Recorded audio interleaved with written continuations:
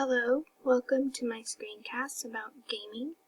My name is Dorna Singer and I am a future early childhood educator. This week in TEL 313, we focused on gaming and education. As an inspiring early educator, I will give insight on gaming and early childhood. Gaming can support the inquiry concept by enhancing children's learning in subjects such as math, reading, language, spelling, geology, and even music. According to Penny Hauser-Cram, author of Development of Children and Adolescents, video games can enhance the skills children use in solving problems in math.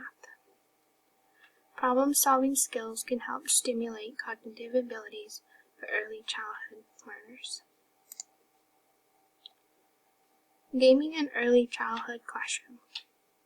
Gaming can support early childhood learners' process for learning by engagement, motivation, and according to authors of Quest to Learn, Developing the School for Digital Kids, they're able to teach higher order thinking skills such as strategic thinking, interpretive analysis, problem solving, plan formulation, and execution, and adaptation to rapid change. Here is an example of how gaming can support a learner's process for learning.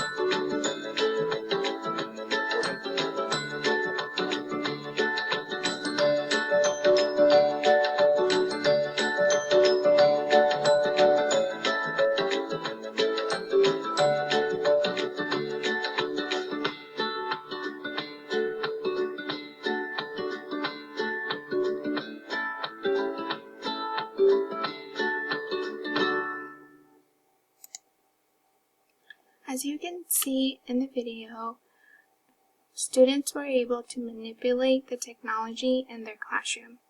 You were also able to see how motivated they were in the end of their gaming process. The final product of learning. Early childhood educators can see their learners' final product of learning by seeing how engaged each student in their class. According to Elliot Bristow, author of Gaming and Education, creative teachers will be able to come up with their own gamification methods that work best with their class and subject matter. And if done carefully, the students will remain focused on the task at hand.